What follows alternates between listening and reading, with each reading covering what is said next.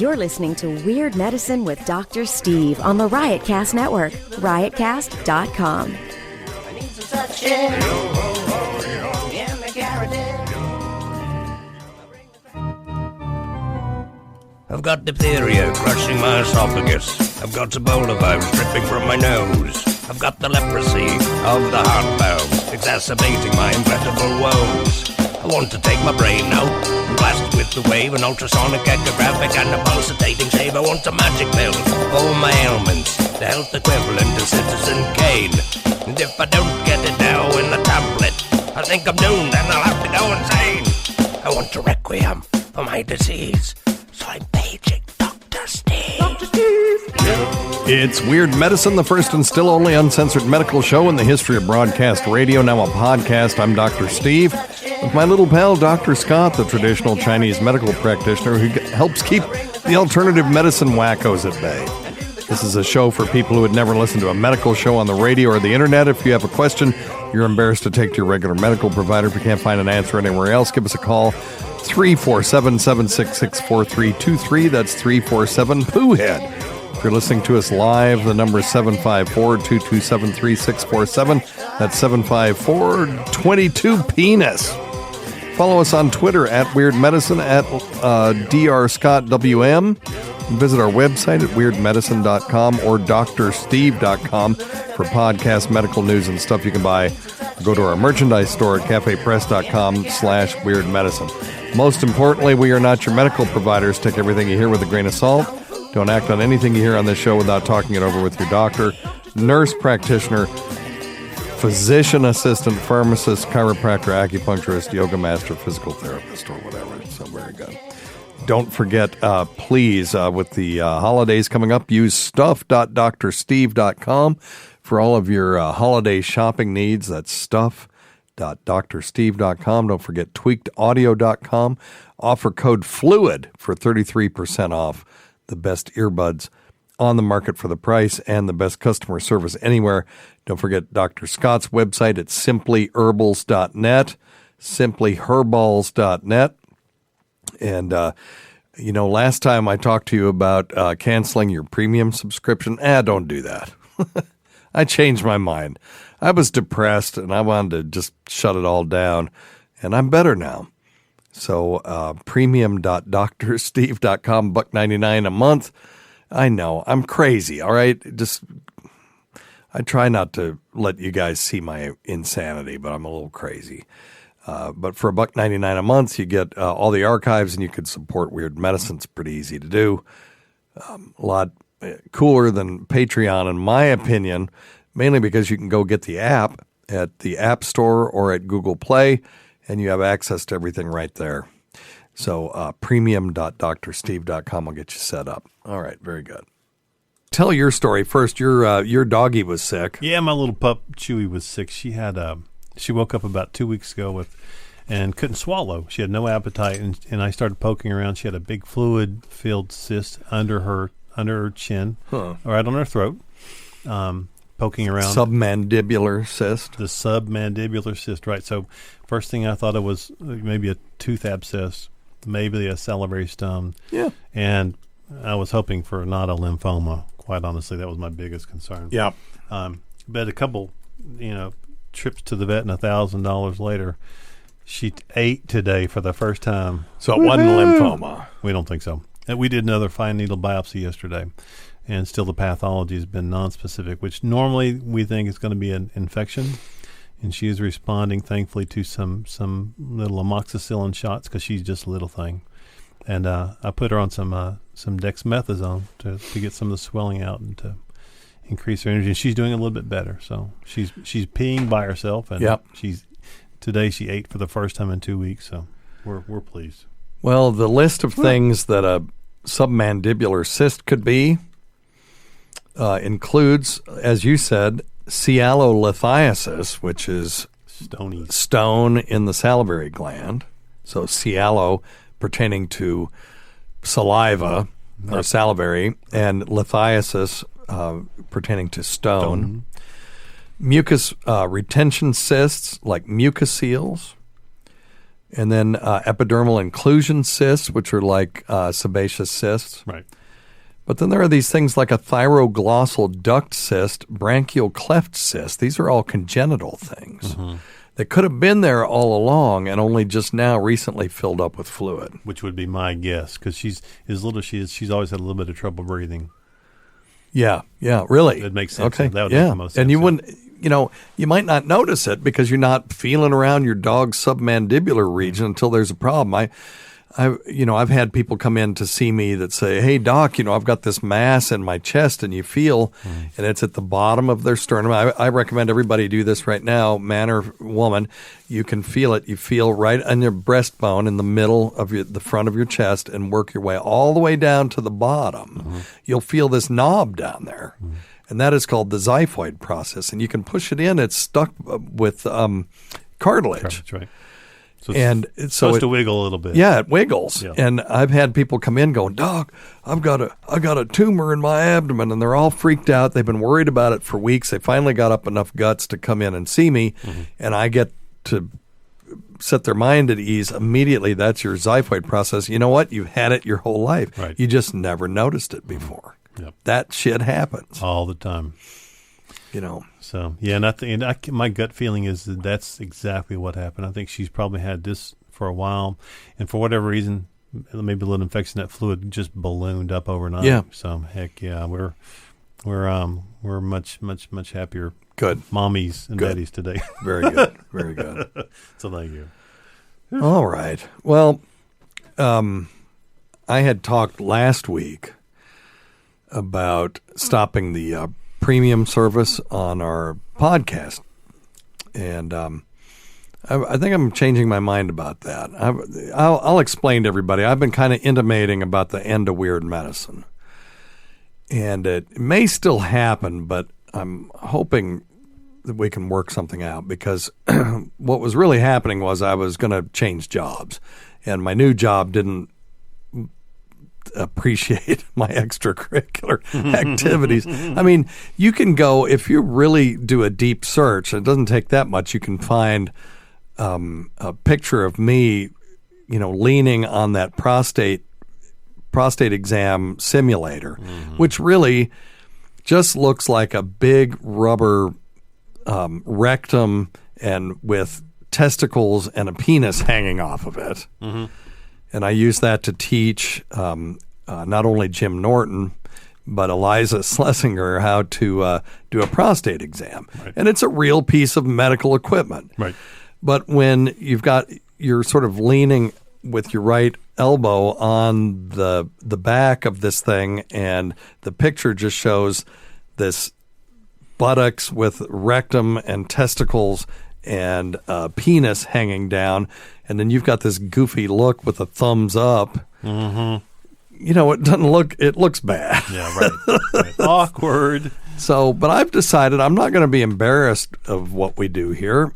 I look back, the topics that we cover, sure, we treat them in a lighthearted way, but, we're doing serious stuff. Even the vodka tampon, which would be the thing. Well, yikes.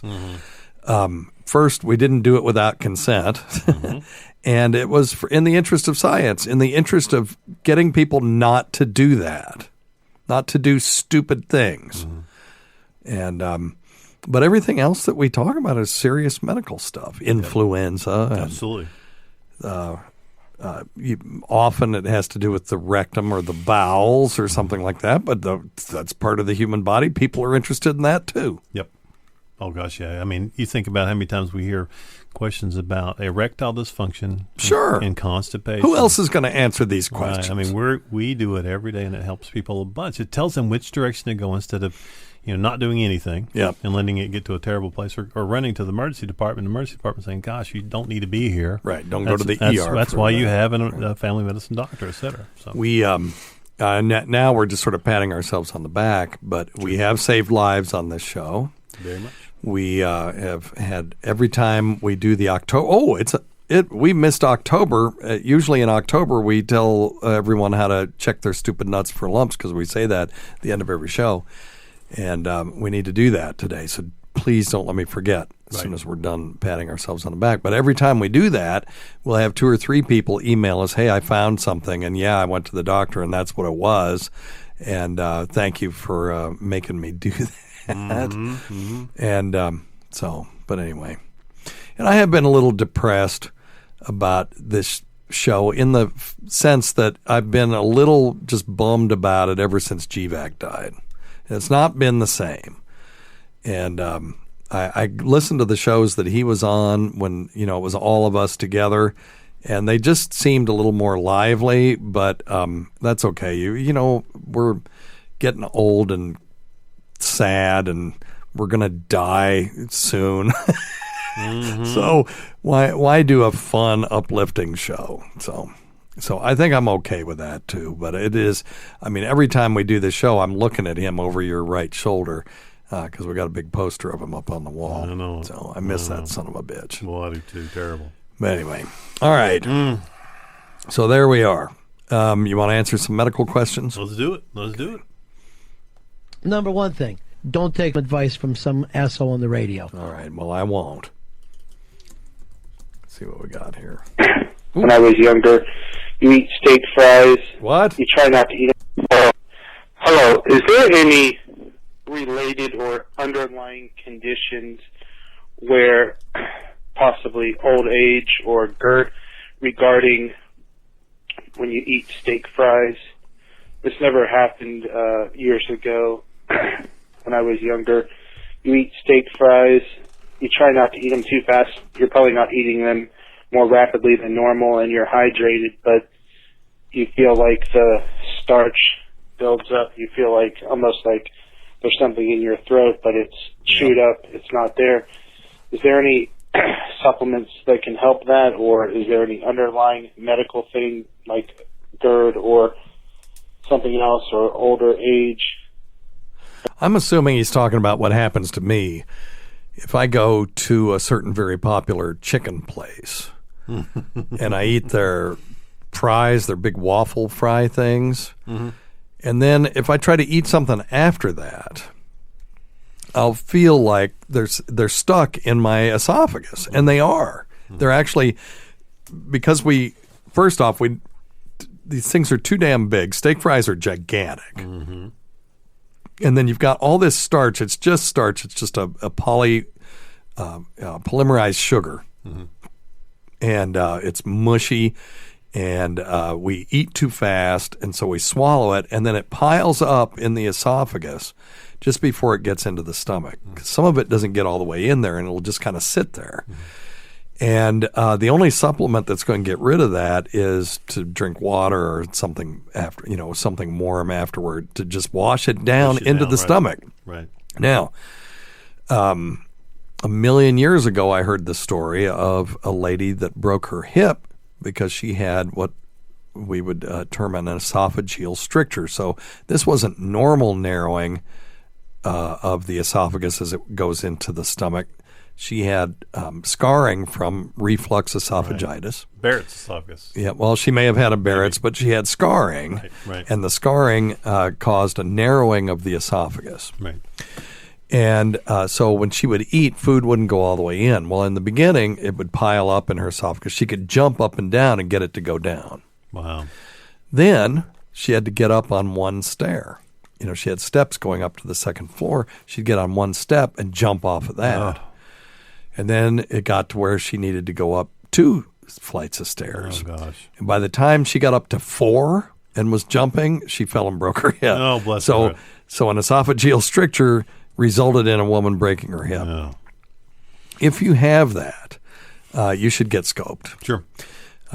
It's a real simple procedure. They give you some goofy juice. They tell you don't eat after midnight. Don't eat or drink after midnight. You go in with an empty stomach. They give you some goofy juice. They say count back from 10. You go 10, and that's it. Good night. And the next thing, you go 10, and then, wow, I'm waking up. They didn't do anything. When are they going to do this? Yeah, when are they going to do it? Yeah. And you'll feel fine, but you're not, so you need to get somebody to drive you. But it's really as simple as that. They can look down there and make sure that this narrowing is normal for you, and it's not something more serious. So, and while they're in there, they can do the little stretching They can do if they find stretching. If they find a narrowing, they can stretch it out. You can swallow normally again. Yeah, and typically they'll have to do that. If you keep that up, they'll have to do it regularly, but still, that beats the heck out of having to jump up and down to get your food to go down. Yeah, no, it's horrible. It's tough. So, but it is really common, particularly with steak fries or big giant waffle fries from a fast food chain that I won't mention their name, but they know who they are. Right on. They're good, but though. Dr. Steve, I think they're good. They're so good stuff. good. But I think a lot of people get that from other things. They're a little bit harder to chew up. Sometimes red meats can give you the same kind of swallowing issue. So just you tend to eat smaller bites of that, right? And then if it gets stuck, you drink something, it goes down. But when you're eating fries, you're just going one after another, and it just swells up. Yeah, and it just piling up in there, and it becomes this big bolus of French fry glob. Just throw some ketchup in there, you'll be fine. That reminds me, I had a friend. And she did a rotation in the Philippines. Mm-hmm. And she was in some village in the Philippines, and when she left, they threw a party for her. And what they did was they roasted a pig. Mm-hmm. And one of the delicacies was something called blood sausage. It's a little different than like Irish blood sausage. So what they did was they fed the pig corn. I don't know if they force fed it like they do for foie gras, right? Sure. But they fed it corn, and then when they, killed it, mm-hmm. they took out its small intestine, and it was full of corn, and they tied that off and threw it in the fire. And then that was blood sausage. Oh my gosh! So it was pig intestine cooked. It was cooked with sweet corn. With corn, which actually sounds like it might not be so bad if it was crispy on the outside and corny on the inside. It might be pretty good. Oh, my word. I have the other Filipino friends that wanted me to try something called balut. Have you ever heard of that?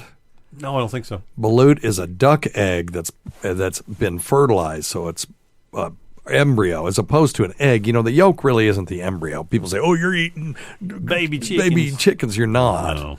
The actual embryo might be one, or egg is one cell in the middle of that yolk, or on the surface or somewhere, but the yolk is just there to feed it, right? To give it energy so it can grow, because they don't have a placenta, obviously, because the egg is outside the chicken's body, so they got to have something that will nutrients, make it grow. Right, exactly right. So, but this thing is partially formed duck embryo, and you eat them whole, and supposedly it's a delicacy. I've never tried it, but anyway, wow. Yep. Balut. Kumusta ka to all my Tagalog-speaking friends. Mabaho ang kili-kili mo. That means you have bad BO. That makes sense. And then malaki susu mo. That means you have an advantageous TTGR. Oh, wow. Yeah. Well, I may need to remember that then. All right. Putangina mo. That means you son of a bitch. In Tagalog. So that's your lesson for the day. I got it. Let me teach you another word that's very useful. In Hindi, and this is the same in Urdu as well, bakwas. Bakwas. Can you imagine what bakwas might mean? Just think of the sound of it, what it might mean. God. Oh, bakwas. Oh, bakwas. It's bullshit. Oh, bullshit. Yeah. It's the greatest word. I find myself saying bakwas instead of bullshit. Well, first off, because you don't get in trouble saying that in the middle of the hall. Right. Around the certain people. It's just such a great word because it's like an onomatopoeia in the sense that it sounds like what it means. Right. Bakwas. Bakwas. I love it. All right. Here we go. Well, what in the hell is going on with this thing today? Barometric pressure changes throwing off. Hey, Dr. Steve. This is John. Hey, John. I'm from Rhode Island. I've got an issue with sweating, hands and armpits. It appears to be seasonal. It appears to be in the fall, the worst, to the point where I will soak through, 3 shirts, the armpits of 3 shirts. And I'm wondering if this could be caused by caffeine intake before I attempt that and go through the withdrawals. I do drink a few cups of coffee a day, so I'm hoping you can help me out. Thanks. Wow, that's an interesting question. He kind of took a left turn there. Yeah, I wasn't expecting that.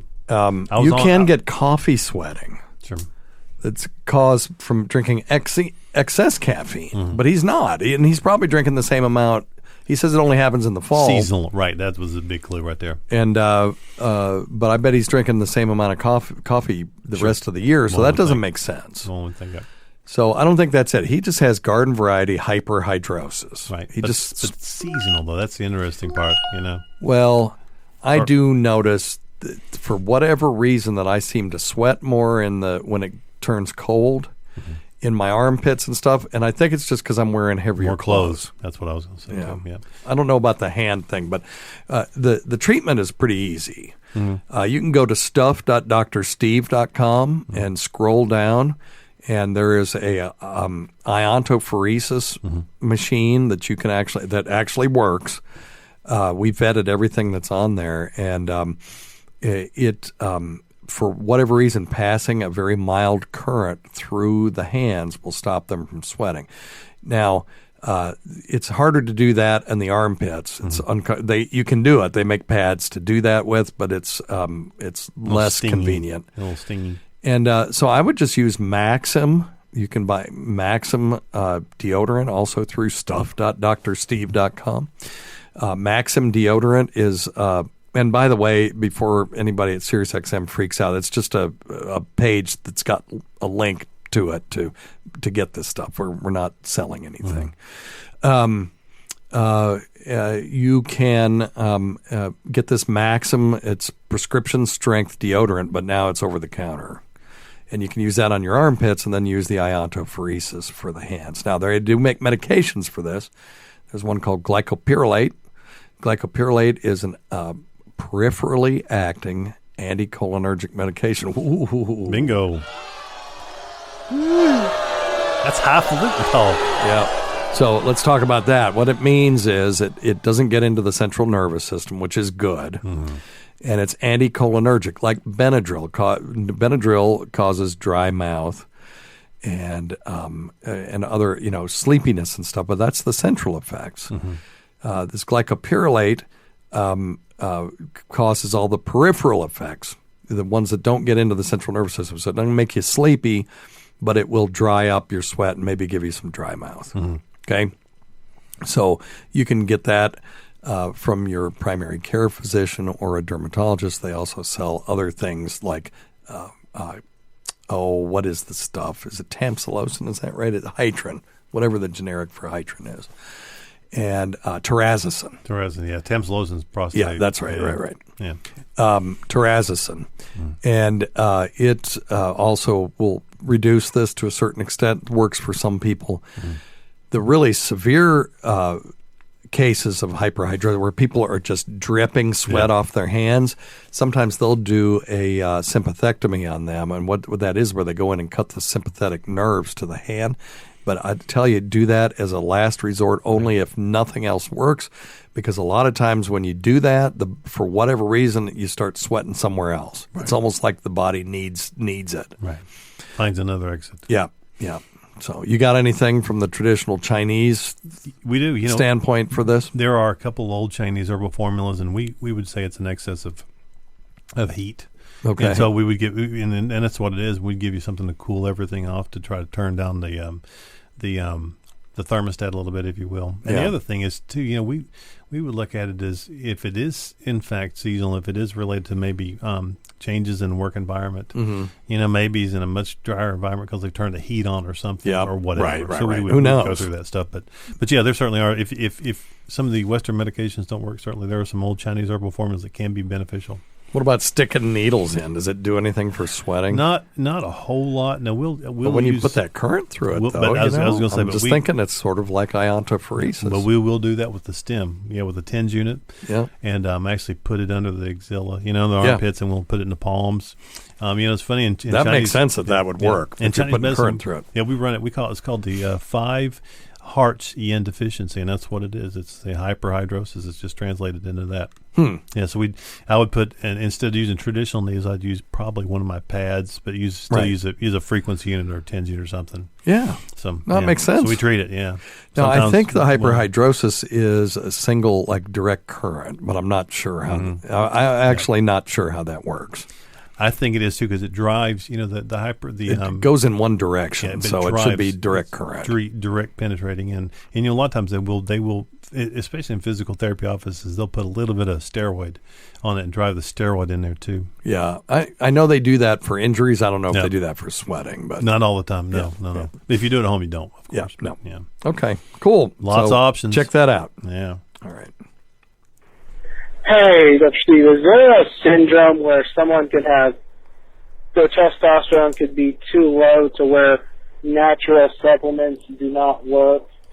Yeah, natural supplements don't work, period. So, yes, absolutely. Every syndrome where you have low testosterone, natural supplements don't work.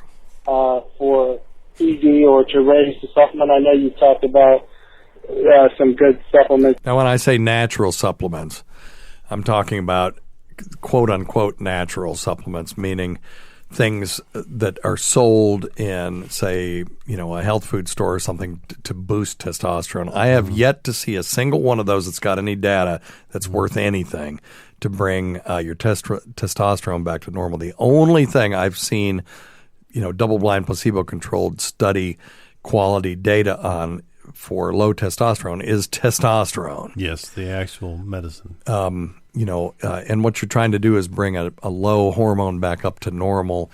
And you can argue about what the best way to do that is. We had a doctor on our podcast that said you need to have that swing. So they advocated shots. I don't understand that because you don't really get a swing in, physiologically. It's pretty constant level. I mean, it varies up and down, but there's no huge swings. It's a diurnal swing, but it's not massive. It's a small, Yeah, and you get a diurnal, meaning daily, swing through putting the gel on every morning because you get a peak in the morning and then you get a trough in the evening. But people of good intent can argue that particular point, but that really is the best. Today's episode is brought to you by Angie. Angie has made it easier than ever to connect with skilled professionals to get all your jobs and projects done well. Let me tell you, there's the version of it where you try to do something at home, and then there's a version of it where you have someone help you, you watch them do it the right way, and you go, thank God I didn't try to do that myself. I have fully done things around the home that I think look good, and then a bang in the night, and I wake up to a shelf collapsing, a painting falling off the wall.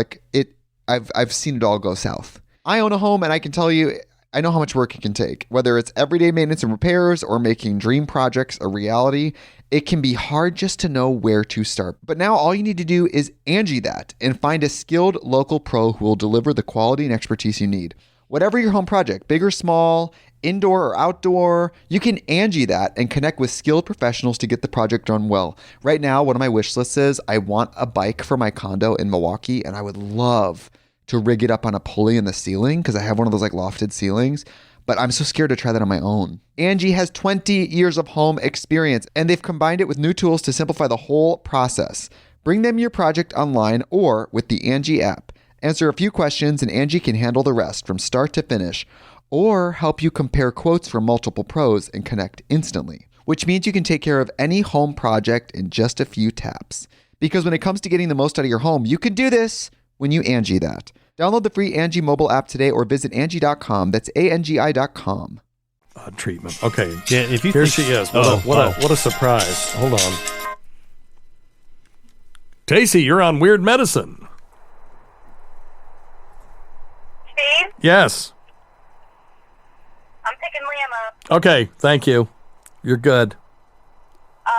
Did you get my message? No, I thought we could do Taclazine because Jill's coming. Ooh, now that sounds good. That sounds good. We could just order Grubhub. Yeah, let's do it. And have it at the house when she gets there because she's only going to be able to be there from 6:45 to 8. You got it. Let's do it. So, okay. Okay. Well, I'll be home after I pick him up, okay? Okay, sounds good.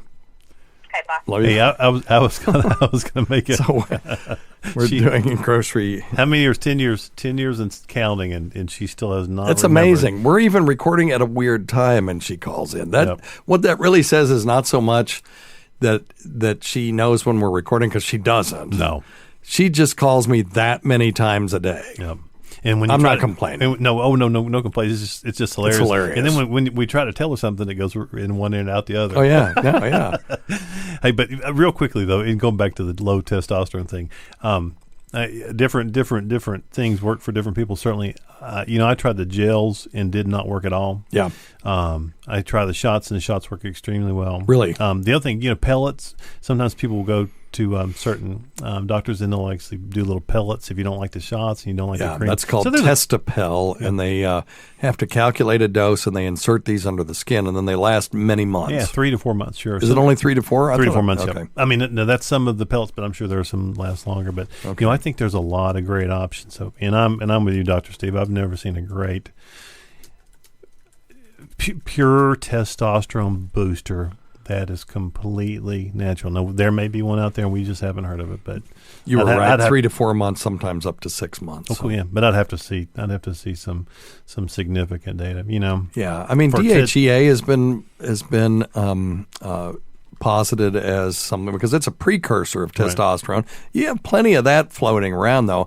And the issue with DHEA is it's also a precursor to estrogen. Right. So you can take this stuff, and it could be converted to estrogen and make you less manly. Mm-hmm. That can happen if you overdose on testosterone as well. Mm-hmm. That excess testosterone can be converted to estrogen, and you can get man boobs and stuff like that, which you do see a lot in them. Please do this under physician care. Physician's care. I've seen bodybuilders that came in to their healthcare provider with a testosterone of 0. Yep. Because they just killed the system for making testosterone. So please do this under a physician's auspices, and do it based on a medical problem. I'm not a fan of juicing. And I will tell you this. I'll get bodybuilders who cuss me for that, but I'm not a fan. What can I say? No. But done well, it's a life changer. Absolutely. And it's a life changer. Absolutely. I'm on it. You're on it. Yeah, I'm on it. Heck yeah. Who else was on it in here? Was G-Vac on it? No. Maybe P.A. John. It was P.A. John. I think maybe John was. I know at one time there was... Oh, and double vasectomy feces. Right, and I want to say the Shyster. Oh, yeah. There was one time when almost all of us were on testosterone supplement. Yeah, I think the Shyster was. And it wasn't because of me. No. Nope. Right. No. Hey, Dr. Steve. This is Robert in Birmingham. I was just listening to the one where you were talking about starvation. Said that on average it took 5 to 7 days, meaning half it took more, half it took less. Well, technically that would be median, right? Not mean, just stats checker. Yes, very good. Thank you. Wondering which it actually was. Thanks. Give yourself a bill. Give yourself a bill. Uh-oh. Okay. So he's right. But in the special case, where it's a perfect bell curve, the mean and the median will be exactly the same. So let's talk about that. Mm-hmm. So let's say we have a set of numbers, 11, 23, 30, 47, 56. I'm getting this from vocabulary.com because I don't want to have to do the math in my head. The mean would be the arithmetic mean. Now what that is you add up all the numbers, and then you divide them by the total number of numbers. So we've got 5 numbers, so you add them all up, it's 167 divided by 5 is 33. Now the median would be the middle point of the number set, where half of the numbers are above the median and half are below. So in this case, the median would be 30, because that's the midpoint of 11, 23, 30, 47, 56. Okay? So now if you had a set that was 1, 2, 98, 99, 100, 98 would be the median, right? Mm-hmm. Okay. So because half the numbers are below and half are above. Okay. The mean would be something different. Well, let's see. Hey, Alexa, what is 1 plus 2 plus 98 plus 99 plus 100? No clue if she knows how to do that. Uh-oh. She's not working. Alexa, say that again. The answer to your calculation is 300. Okay. So 300 divided by 5 would be 60, right? Right? Right. Yeah. So the mean and the median in that case would be vastly different. So now if you have a perfect bell curve, you could have the median and the mean be exactly the same number, but that's a special case. So he's right to point that out. I use that as shorthand. I'm always in my head seeing a bell curve, and so when I say the mean, or when I say the mean, that means roughly half of people will live long. Like if the mean survival is 14 weeks for something, you'd think a half of people live longer than 14 weeks, half live less than 14 weeks. That's just shorthand. That is assuming a perfect bell curve, which of course they usually aren't. So, right. Okay. All right. Hey, Dr. Steve. My name's Alex, calling from Pittsburgh. Hey, Alex. And I have a question more or less I'm asking on behalf of my girlfriend. We're both in our late 20s, and I have a question about NSAIDs. So I recently saw that the FDA strengthened their warnings for things like Advil. Yep. That there is a greater increased risk of heart attack and stroke. Yep. But I'm not sure how this affects her, being that we're younger and we're not already at risk. So during her period, she will take the max dosage for the first 2 days. So day 1, she'll take 4 in the morning, and then 2 that evening. And day 2, she'll take another 4 in the morning, and then 2 that evening. And then day 3, and she's tapered off, maybe 1 that third day. But I'm not sure what risk she's putting herself under, being that we are young and healthy people. Does this warning only apply to the folks that are already at a risk for heart disease? That's such a great question. That taking consistently month over month can accumulate over the years and impact her down the road? Beautiful question. Well said. We could answer. We could do an entire show answering the levels of this question. Yeah. But I love how he asked the question: is it just for people who are already at risk? Right. And the answer to that is not really. Not really. No, it's not. These nonsteroidal anti-inflammatory drugs are very important medications. They're widely used. They treat things like arthritis and other painful conditions. And it's not fever and stuff like that. Yeah. Cardiovascular events it's not a new phenomenon. We know about that. We've known about it since 2006. Particularly with the COX-2 inhibitors, which were things like celecoxib or Celebrex. But since then, they've done some important studies that look at the risk of thrombotic cardiovascular events like heart attack in association with nonsteroidal anti-inflammatory drugs. Mm-hmm. And these drugs would include things like ibuprofen, naproxen, aspirin, although we use aspirin is a special case because we use it to prevent heart attack and stroke. It really isn't included in this. But it's very hard on the stomach, so we don't advocate using a whole lot of aspirin for stuff. So these two studies, these big studies, looked at the risk of nonsteroidals with cardiovascular events, and this is what they found. Very small increase in the risk of cardiovascular events that apply to all users of nonsteroidal anti-inflammatory drugs, not only those with baseline cardiovascular risk factors. So that answers that one question. You don't have to have a previous risk factor. Now, I would love to see them drill down to see if those people had a larger risk than people that had no. Because that makes sense. Sure. They found that there was a very small increase in the risk of cardiovascular events after relatively short-term NSAID use, and that increases with the increasing duration of use. And it was associated with very specific non-steroidal anti-inflammatory drugs. Hey, I got to get this. Oh. No, I don't.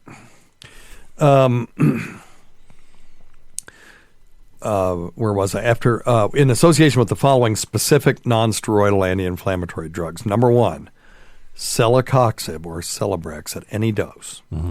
Number 2, high-dose diclofenac. Who's on you know anybody on that? Yes. I know a few people. Yes, I do. And it would be greater than 150 milligrams per day, or high-dose ibuprofen at greater than 1,200 milligrams per day. So that'd be right on the cusp of what she's taking her first period day. Yeah, that's right. Because she's taking 1,200 the first day she's having her menstrual cramps. Right. So they identified it as being greater than 1,200. Right. So and that's so when you take ibuprofen over the counter, they recommend that you take 2 tablets. They're usually 200 milligrams a piece. And they're 200 milligrams a piece. That'd be 400. So you could do that for 3 times. Right. And then you're in that area. Right. No detectable effect on cardiovascular risk was demonstrated for naproxen at any dose. Wow. So I'm switching over to damn naproxen. I'll tell you that. I've always taken ibuprofen, and it works well for me. You know, if I feel achy from a fever or something like that, I'll take some ibuprofen, but I'm going to switch over to naproxen. Yep. So, and I will say this: the sustained usage of those when you're not under proper health care can really be a dangerous thing. Yeah. Yeah, one of my friends, she wasn't under good care, and she had a heart attack when she was 35 years old from taking too much of these NSAIDs. She had a history of rheumatoid arthritis, was diagnosed in her early 20s, and because of the particular health care system she was under, she was stuck self-medicating. And after years of taking greater than 1,200 of ibuprofen every single day, or whatever it was she was taking. I don't want to throw ibuprofen on the bus, but she did. She, in fact, had a heart attack, and then 3 years later had a second one. So now she has a pacemaker. Wow. And she's in her mid-40s. She's doing okay now, but it's certainly wonderful medications when used appropriately. Just because she is younger does not necessarily mean your wife is doesn't have any, because the risk factors don't really have a whole lot to do with that. Yeah. Yeah. I calculated the number needed to harm from their data. It was 333. Okay. So that means 333 people would have to take a non-steroidal anti-inflammatory medicine to show one event, extra adverse effect. Yeah. So, all right. Yeah. So she's probably pretty good. And buy her a water bottle and put on her tummy. That might help. All right. Just be aware of the risk. It's all about mitigating risk, and that's what everything is about in this world. Yep. People who don't smoke still sometimes get lung cancer. Right. Right. People who smoke 3 packs a day sometimes don't get lung cancer. Yep. But the people who don't smoke have reduced risk of getting it overall, and the people who do smoke have vastly increased risk. So, and you never know which group you're going to be in until it happens. Right. So it's just like, if you're on the roulette table, which is other than the Wheel of Fortune, that's the worst bet in the house. I used to teach casino gambling. So the VIG is around, it's somewhat north of 5% against you. But you'll have people saying, well, I'm on a streak.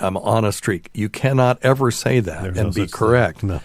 You were on a streak. That's true. There are streaks. Yeah.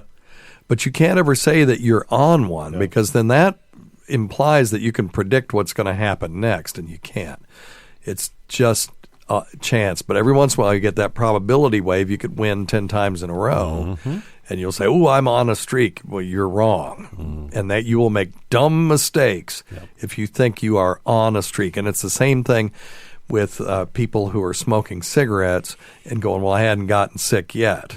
It's the same as somebody jumping out of a window, and then, for the first 99 floors, they're going, so far, so good, so far, so good. I think I'm flying. Yeah. So,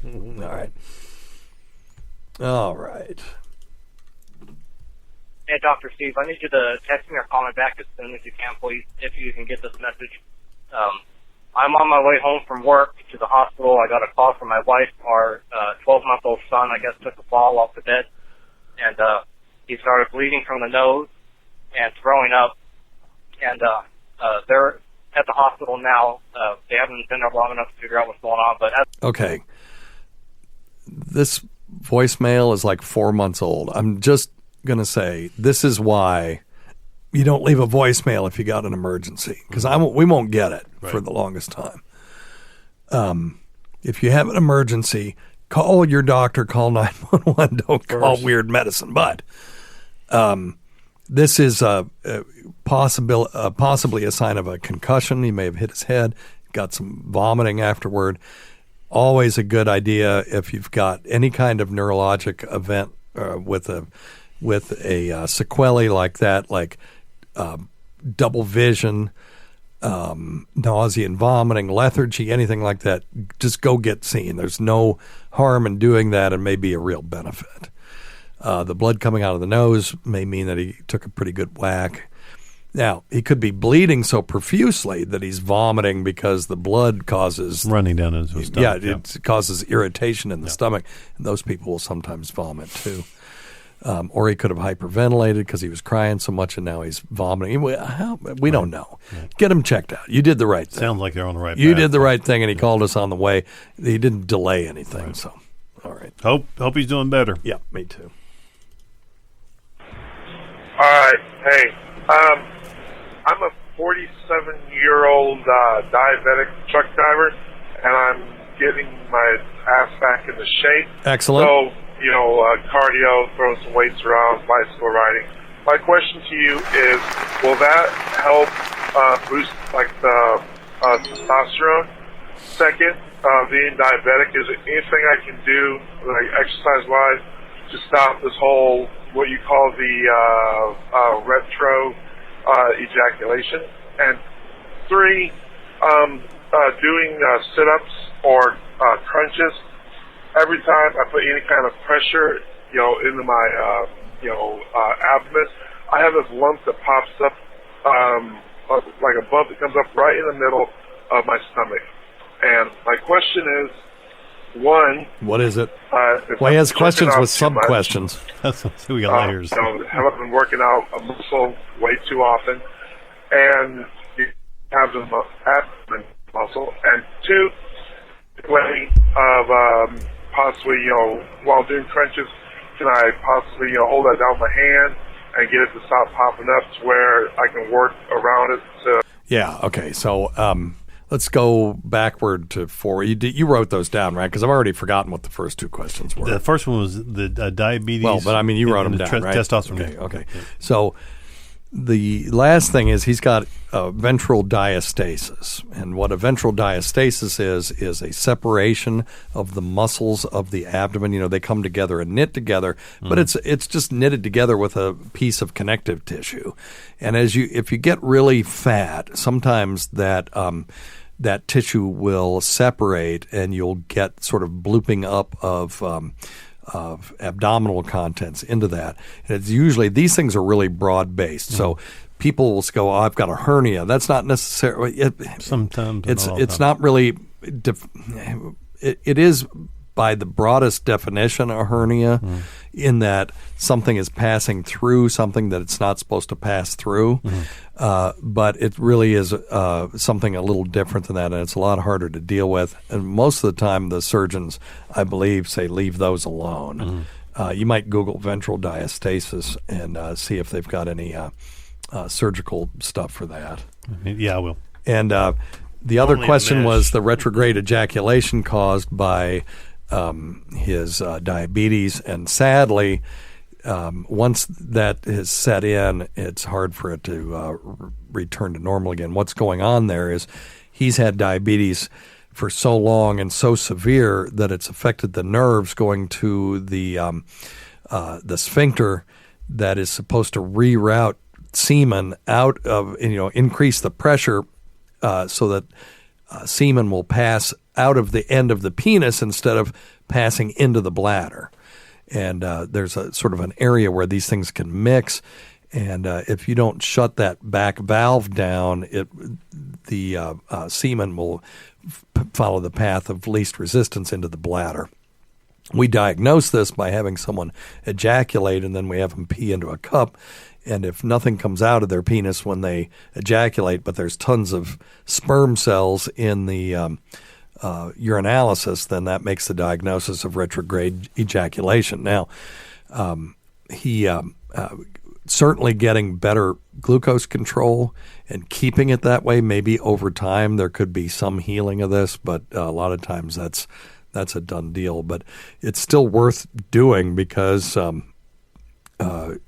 getting excellent blood sugar control will prolong your life. And I suspect that if you're having retrograde ejaculation, you may have erectile dysfunction as well. And standard medications for that should work, like Cialis or Viagra or Levitra. So especially after he gets his testosterone back up. Yeah. And that's diabetes down. And then what was his first question? Was about testosterone? Well, it was the diabetes and the testosterone. Okay, if he works out, losing weight, and yes, that should improve, but he needs to have it tested after that just to make sure that he's at the normal level. And if he's not at a normal level, he'll need some testosterone replacement therapy. And that certainly would be beneficial to him on all of those grounds, including the working out and losing weight part. Mm-hmm. Did you find anything on ventral diastasis? Yeah. The bottom line is in one of the PubMed articles was comparing a surgical intervention versus physical therapy type stuff, and they're about the same. The side effects from the surgery can be pretty severe, and because it's a pretty big surgery. And what they're suggesting is try physical therapy, someone that has some experience on how to help you work the rectus muscle and without making the bulge worse. And certainly if it were to... you're looking at the article that's the general surgeon's perspective of rectus diastasis. Is that the one? No, the one I... Because it says the same thing. Yeah, no, but it was similar, but this is on PubMed. This one, this is PubMed. General surgeon's perspective on it. It's the same article. Yeah. Okay, so I'm looking at that as well. Okay. So the bottom line is, if you can deal with it, that's a good thing. Yeah, they can do surgery. Absolutely. Yeah. And if you're interested in pursuing that, certainly see your primary care. Let them get you evaluated. There are, we haven't seen it. I don't know how big it is, how extensive it is. If it's narrow based and you've got bowel contents coming out, then that's a true hernia. That's a big difference. Right. So that's got to be fixed. Yep. So, all right. What else? Let's see. What can we do in 1 minute? Dance.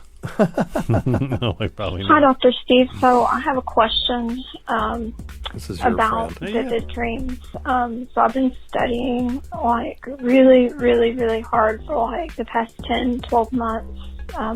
For some really important examinations, and during this period of time, I've been just having these really hyper crazy, vivid dreams. Okay, we're out of time.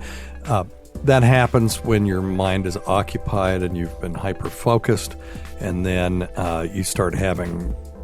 You have weird disruptions of your sleep architecture, and you'll have these weird dreams. A lot of times they're related to what you're dealing with. And when your exams are over and you start to relax, take a vacation, all that stuff should go away. All right. Thanks always go to Dr. Scott, and we can't forget Rob Sprance, Bob Kelly, Greg Hughes, Anthony Cumia, Jim Norton, Travis Teft, Eric Nagel, Roland Campos, Sam Roberts, Pat Duffy, Dennis Falcone, Ron Bennington, and Fez Watley, whose support of this show has never gone unappreciated. Listen to our SiriusXM show on the Faction Talk channel. SiriusXM, channel 103, Saturdays at 8 or 9 p.m. Eastern, I'm not sure which. Sunday at 5 p.m. Eastern on demand, and other times at Jim McClure's pleasure. Many thanks to our listeners whose voicemail and topic ideas make this job very easy, and go to our website at drsteve.com for schedules and podcasts and other crap. Until next time, check your stupid nuts for lumps, quit smoking, get off your asses, and get some exercise. We'll see you in 1 week for the next edition of Weird Medicine.